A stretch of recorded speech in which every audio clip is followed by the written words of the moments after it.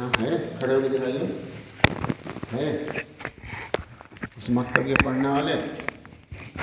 माशाल्लाह, बैठ जाओ बैठ जाओ बैठ जाओ। बहुत खुशी की बात है। हमारे मुफ्ती साहब रहमतुल्लाह अलैह फरमाया करते थे, एक दूसरे के रफ़ीक बनो। बल्कि मैं तो यूँ चाहूँ कि मौलवी ताहिर के मकतब में जो बच्चे फारिग हो जाएं वो यहाँ पढ़ें, ताकि मौलवी ताहिर उनकी निगरानी करते हैं। ऐसे एक दूसरे की हमदर्दी करें, ये है दीन भाई, भाई ये है दीन भाई दोस्त। अभी एक आदमी आए थे, मेहमान एक आए थे, मुफ्ती साहब, कादी साहब, कि मेरे अब्बा का कोई वक्त नहीं था दारुल उलूम आके कम मेरी निगरानी कर लें, दिन में रात में, और उन्हें पता रहता था किस घंटे में किस जगह पढ़ रहे हैं। अब्बा भी निगरानी करे, उस्ताद भी निगरानी करे, तब इल्म आता है भाई, ऐसे नहीं आता है। तो ये करीब मदरसा है माशाल्लाह, बहुत सारे बच्चे हैं, बहुत जी खुश हुआ है। अब बहुत तकलीफ़ हो रही है सुरसुराहट सुन के लॉकडाउन की, बहुत तकलीफ़ हो रही है भाई। मैं तो रास्ते में भी जानने वालों के पास फ़ोन करता, मगर भाई आज जुमा है, मुसल्ले बैठा दो सब। बहुत हमारा बहुत मोटा नुकसान हो गया है, बहुत सारे एक आदमी तो नहीं कहा था, बस 90% तो मदरसे बंद ही हो गए। अब रमज़ान करीब आ रहा, फिर यही सुरसुराहट शुरू हो गई। मुझे तो बहुत तकलीफ़ हो रही इसका नाम लेते हुए भी। आज जुम्मा है, आपसे भी यही कह रहा हूँ, बस मैं तो थोड़ी देर बात करके जा रहा हूँ। और यहाँ के ज़िम्मेदार से दरख्वास्त है कि मगरिब से कम 15 मिनट पहले बच्चों को मंडा दो बस। अब क्या, अगर रमज़ान में लॉकडाउन लग गया ना, तो ये 10% भी नहीं रहने के। ये 10% जो खुल रहे हैं ना मदरसे, ये भी नहीं रहने। इसलिए दुआ में लगा दो, दुआ में। और थानी रहमतुल्लाह ने फरमाया, दुआ तजर्बा है कि ये ज़्यादा नाफ़े है दुआ। कैसे? नक्श तावीज़ से। नक्श तावीज़ से ज़्यादा मुफीद कौन है? दुआ है, बशर्ते के उसूल के मुताबिक।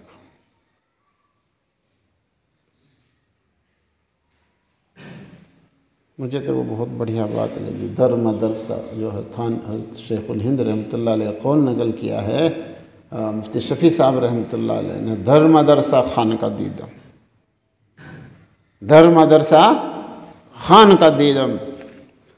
दारुल की कभी यह हालत थी, दिन में मदरसा, रात को खान का होता। हर मदरसे से, हर कमरे से रात को रोने की आवाज़ आती थी, हर कमरे से रात को रोने की आवाज़ आती थी। कमी हमारी भाई, ये जो हालात हमारे मदरसों पे आ रहे हैं, ये हमारी कमी है भाई, हमारी नाकदरी, हमारे नंगे नाच, तालिब इल्म नंगे नाच, होय होय होय, कितनी बड़ी नाकदरी, कितनी बड़ी नाकदरी। बहुत अफसोस की बात है भाई दोस्त, हमारी नाकदरी भाई। हमने नाकदरी की है इन मदरसों की, इसलिए भाई हम महरूम होते जा रहे हैं। अल्लाह से डरें भाई, रोवें। देखो मगरिब से 15 मिनट पहले आके सब रोवें अल्लाह के सामने। फिर तहज्जुद में लंबी रात हो रही, इन रातों में भी तहज्जुद ना पड़ी, ओहो। मुअल्लिम और मुतअल्लिम भी तहज्जुद ना पढ़े, क्या वो घास काटने वाले पढ़ेंगे? जो पूरे दिन टंगे रहते हैं खेत में, तिजारतों में, क्या वो पढ़ेंगे?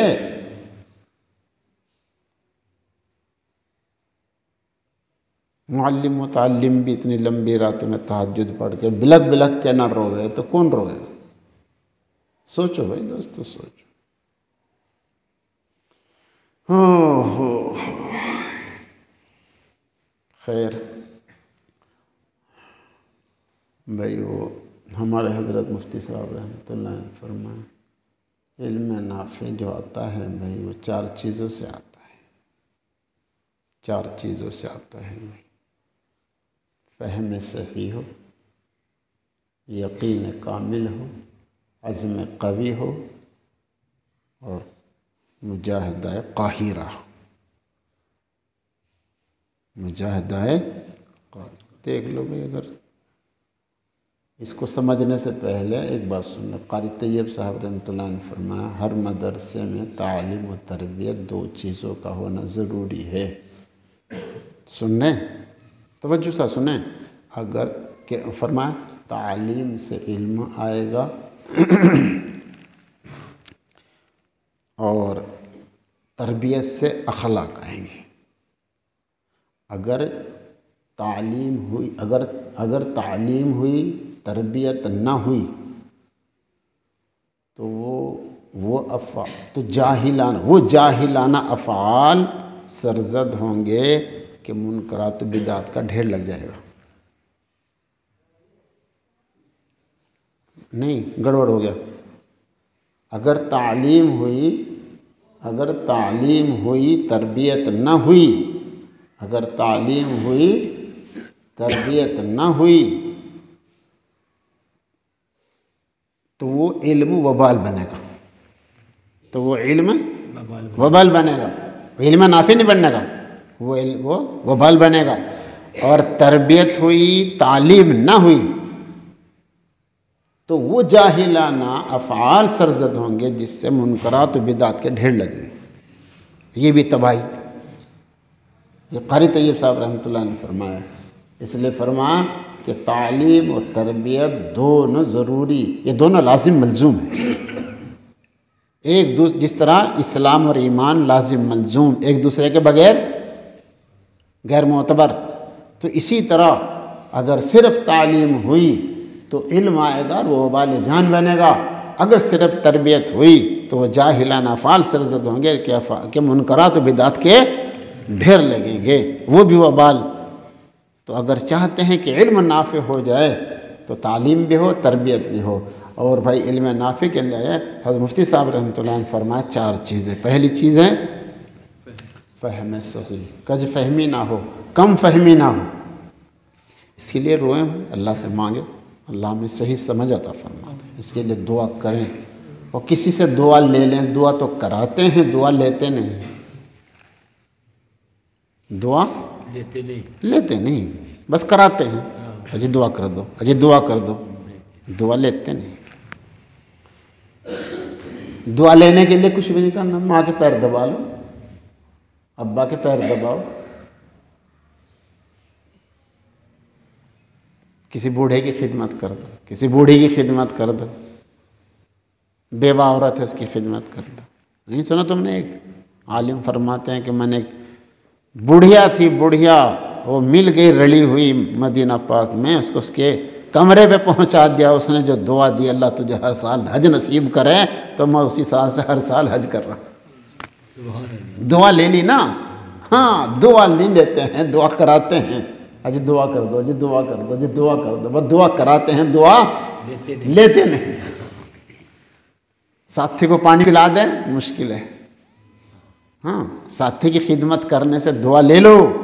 साथी की खिदमत करने से इस्लाह होती है, और बड़ों की खिदमत करने से बिगाड़ आ रहा। मैं बहुत बड़े हजरत का खादिम हूँ, साथी की खिदमत नहीं करते। एक तालिब इल्म हमारे यहाँ आया इफ्ता में, 2 साल पहले था या पिछले साल था। शुरू साल में साथियों से कह दिया कमरा मैं ही साफ़ करूँगा, मैं किसी को साफ़ नहीं करने देने। अपना कमरा नंबर लगाते हैं ना, आज इसका नंबर, आज इसका नंबर, आज इसका नंबर। उसने शुरू साल में, और पूरे साल इतना अंदाज में उसने, इफ्ता का बच्चा, और पूरे साल इतने अच्छे अंदाज में अपनी बात को रखा है उसने। पूरे साल पूरी दरसगाह को तन्हा साफ करता था बिला नागा। साथियों की खिदमत करने से इस्लाह होती है। आजकल बड़ों की खिदमत करने से तकब्बुर पैदा हो रहा है। तो अल्लाह से तो क्या कर लो भाई, अरे किसी से दुआ ले लो। अगर कज फहमी है, कम फहमी है जी, तो किसी से दुआ ले लो कि फहम सही मिल जाए। कम फहम तो कम समझता है, कज फहम उल्टा समझता है। थानी रहमतुल्लाह अलैह के यहाँ कुछ लोग गए, जो नंबर बता दो। फरमान निकालो, कम बख्तों को निकालो। वो बाहर निकल कर कहें निकलेगा, हजरत ने फरमाया, है ना, उल्टा समझ गए। कज फहम है, कज फहम, समझ गए। चलो आगे। दूसरी बात क्या फरमाई? यकीन कामिल। क्या है? इसकी बहुत बड़ी कमी हो गई है। मेरे अंदर भी कमी है बच्चों, कमी हमें दीन इस्लाम पर यकीन नहीं है, इसलिए तो मुर्तद हो रहे हैं हम। नौज़ बिल्ला नौज़ बिल्ला नौज़ बिल्ला, इसलिए तो मुर्तद हो रहे हैं। हमें पता ही नहीं दीन इस्लाम क्या चीज़ है। और मैं यब्तग़ी गैर इस्लाम दीनन फलन युक़बल मिन, जो गैर इस्लाम लेकर आएगा कबूल नहीं होने का दोस्तों, कबूल नहीं।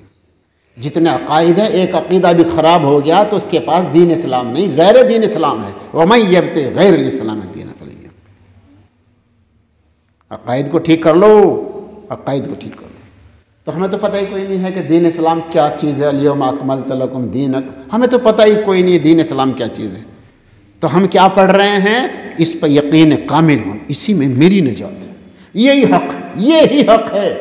यूँ ना को ये भी हक है, यही हक, यही दीन इस्लाम, यही हक है।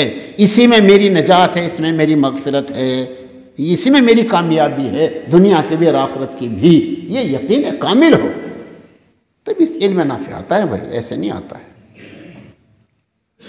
बस अब्बा अम्मा ने ज़बरदस्ती भेज दिया है, मुदर्रिस यहाँ ज़बरदस्ती बैठा कर पढ़ा रहे, बाकी पता था कुछ नहीं है क्या कर रहे हैं। कुछ समझ में आ रहा नहीं आ रहा? तो सीखो दीन इस्लाम क्या चीज़ है, इसको सीखो, इसको सीखो। हमने पहले सुना नहीं किताबों में, हमने पहले ईमान सीखा है, फिर हमने नमाज सीखी है। हमने सीखा ही नहीं भाई ईमान। तो यकीन कामिल होना चाहिए, यही हक है, इसी में मेरी निजात है, इसी में मेरी मगफिरत है, इसी में मेरी कामयाबी है दुनिया और आखिरत की, और कहीं नहीं है। ये यकीन कामिल होना चाहिए, तब जाकर भाई इल्म नाफ़े बनता है। और तीसरी चीज़ अज़्म कवी, मैं अमल करूँगा, छोड़ने का नहीं, इंशाअल्लाह अमल करूँगा। ये अमल के लिए है, मैं पढ़ रहा हूँ, अमल के लिए पढ़ रहा हूँ, मुझे अमल करना है। यूँ नहीं है अरे बाद में पढ़ लेंगे, अभी तो पढ़ने का ज़माना है। ना मैं सहाबा किराम रज़ियल्लाहु ताला अन्हुम का अज़्म कवी था। ये अज़्म कवी होना चाहिए। कहाँ के लिए पढ़ रहे? अमल के लिए, अमल के लिए, अमल के लिए, अमल के लिए। भाई ये अज़्म कवी हो कि अमल करना है, कुछ भी हो जावे, मुझे अमल करना ही करना है। इसमें अज़्म कवी, पक्का इरादा हो, पक्का इरादा, कच्चा इरादा नहीं, पक्का इरादा। फिर नमाज छूट जाएगी, बोलते ही नहीं। अल्लाहु अकबर कबीरा। चौथी चीज़ क्या बताई? मुजाहिदा है काहिरा, क्योंकि अमल करने के लिए रुकावट बनते हैं नफ्स और शैतान, ये रुकावट डालते हैं। इसके चाहिए, इसके वास्ते चाहिए मुजाहदा। वल्लदीना जाहदू फिना। अब एक हदीस सुन लो, अत-तकश्शुम में एक हदीस नकल की इमाम हज़रत थानवी रहमतुल्लाह अलैह ने। असल मुजाहदा वो है जो अपने असल मुजाहदा वो है जो अपने नफ्स से जिहाद करे। असल मुजाहदा क्या है? वो है जो अपने नफ्स से जिहाद करे। बस इसकी एक मिसाल सुन लो कि ये नफ्स से जिहाद कैसे होता है। और ये भी याद रखो, नफ्स से जिहाद अफजल है जिहाद कुफ्फार से। काफिरों के साथ जिहाद करने से अफजल कौन सा जिहाद है? जो नफ्स के। यह थानवी रहमतुल्लाह लिखा इस हदीस की तफसील में, जो नफ्स के साथ जिहाद है ये अफजल है किससे? जिहाद कुफ्फार से। कैसे जिहाद होता है नफ्स से? सुनो, एक तालिब इल्म था, सुनने के सो रहे, भाई टेक ना लगाओ दोस्त, अरे आगे खो जा ना भाई, टेक ना लगाओ भाई यार, मैं तो मेरा पेट्रोल ख़त्म हो रहा, तू अपना इतना पेट्रोल नहीं मेरे में है, थोड़ा सा ही बस, मुझे मगरिब बाद वास्ते बचाना।